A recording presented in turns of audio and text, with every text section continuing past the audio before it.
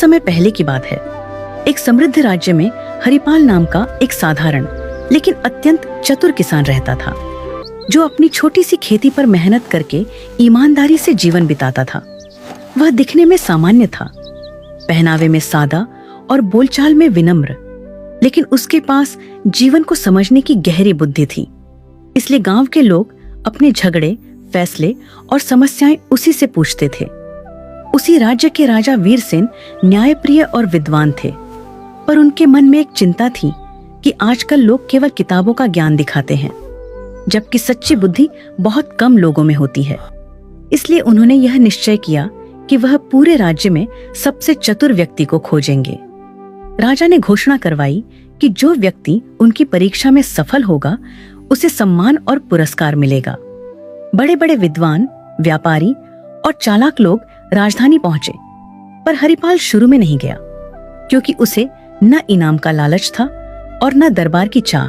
लेकिन गांव वालों के आग्रह पर वह साधारण वस्त्र पहनकर राजा के सामने उपस्थित हुआ। राजा ने पहली परीक्षा में एक पत्थर और लकड़ी का टुकड़ा दिखाकर पूछा कि इनमें से अधिक उपयोगी क्या है। अधिकतर लोगों ने तुरंत उत्तर दिया, पर हरिपाल ने कहा कि उपयोग वस्तु में नहीं, परिस्थिति में होता है। यह उत्तर सुनकर राजा प्रभावित हुए।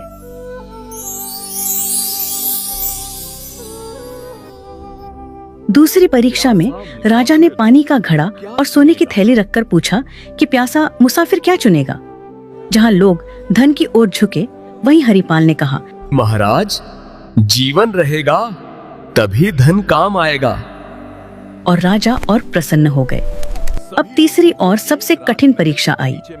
राजा ने आदेश दिया कि सभी लोगों को एक रात महल के बगीचे में रहना होगा और सुबह तक ऐसा फल लाना होगा जो न जमीन पर गिरा हो और न ही बहुत ऊंचाई पर हो। साथ ही किसी भी पहरेदार को नाराज नहीं करना होगा। बाकी सब लोग इस परीक्षा को नामुमकिन मानकर पीछे हट गए, पर हरिपाल ने हार नहीं मारी। रात भर सोचने के बाद हरिपाल को समझ आया कि राजा ने यह नहीं कहा था कि फल केवल पेड़ से ही तोड़ा जाए, बल्कि यह कहा था कि फल न तो जमीन पर गिरा हो और न ही बहुत ऊंचाई पर हो। सुबह होते ही उसने महल के बगीचे में लगे फूलों के पौधों और झाड़ियों को ध्यान से देखा। तभी उसकी नजर एक अंगूर की बेल पर गई, जो दीवार के सहारे छड़ी हुई थी।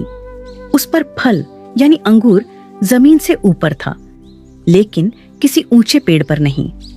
हरिपाल ने पहरेदारों से विनम्रता से पूछा कि क्या वह उस बेल के पास जा सकता है, क्योंकि वह राजा की आज्ञा का पालन कर रहा है। उसकी शांति, नम्रता और सच्चाई देखकर पहरेदारों ने उसे रोकने के बजाय रास्ता दे दिया। हरिपाल ने बिना किसी नियम को तोड़े बेल से फल तोड़ा और दरबार में ले आया। जब राजा ने उससे पूछा कि उसने यह कैसे किया, तो हरिपाल ने हाथ जोड़कर कहा कि सच्ची बुद्धि कठिन रास्ता चुनने में नहीं, बल्कि नियमों को समझकर सही और सरल मार्ग ढूंढने में होती है। यह सुनकर राजा वीरसेन अत्यंत प्रसन्न हुए और उन्होंने घोषणा की कि हरिपाल ही सच्चा चतुर है, क्योंकि उसने ज्ञान, धैर्य और व्यवहार तीनों का संतुलन दिखाया है। राजा ने उसे सोने का पुरस्कार दिया, लेकिन हरिपाल ने उतना ही सोना लिया जितना गांव में कुआं बनवाने के लिए आवश्यक था, और बाकी लौटा दिया। यह देखकर राजा ने कहा कि जो बुद्धि दूसरों के भले के लिए काम आए, वही सबसे बड़ी बुद्धि होती है। हरिपाल सम्मान के साथ अपने गांव लौट आया और पहले की तरह सादगी से जीवन जीने लगा। लेकिन उसकी कहानी पूरे राज्य में फैल गई और लोगों ने समझ लिया कि सच्ची चतुराई दिखावे में नहीं, बल्कि सही सोच और सही आचरण में होती है। सीख: सच्ची बुद्धि वही है जो नियमों को समझे, अहंकार से दूर रहे और अपने साथ साथ दूसरों का भी भला करे।